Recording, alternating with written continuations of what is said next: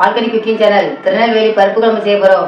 பருப்பு குழம்பு செய்ய தேவையான பொருட்கள்: பருப்பு ஊற வச்சுருக்கோம், வெங்காயம் கட் பண்ணி வச்சுருக்கோம், தக்காளி கட் பண்ணி வச்சுருக்கோம், பச்சை மிளகாய் கட் பண்ணி வச்சுருக்கோம், பெருங்காயத்தூள், மஞ்சத்தூள், தேங்காய் அரைச்சிட்டு வந்துடலாம், கடுகு.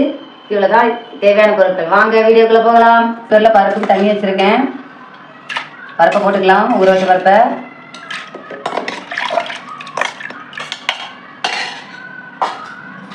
பச்சை மிளகாய் போட்டுக்கலாம், வெங்காயம் போட்டுக்கலாம், பெருங்காயத்தூள் போட்டுக்கலாம், தக்காளி போட்டுக்கலாம்,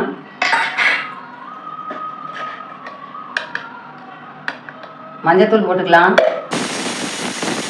பருப்பை வேக வச்சு எடுத்தாச்சு. தேங்காய் போட்டுக்கலாம். புளி கரைச்சி வச்சுருக்கோம், ஊற்றிக்கலாம். திருநெல்வேலி பருப்பு குழம்பு ரெடி ஆயிடுச்சு. இதேமாதிரி நீங்களும் வீட்டில் செஞ்சு பாருங்கள். பால்கனி குக்கிங் சேனலுக்கு சப்ஸ்கிரைப் பண்ணுங்கள், லைக் பண்ணுங்கள், ஷேர் பண்ணுங்கள். சப்ஸ்கிரைப் பண்ண மறந்துடாதீங்க. நன்றி.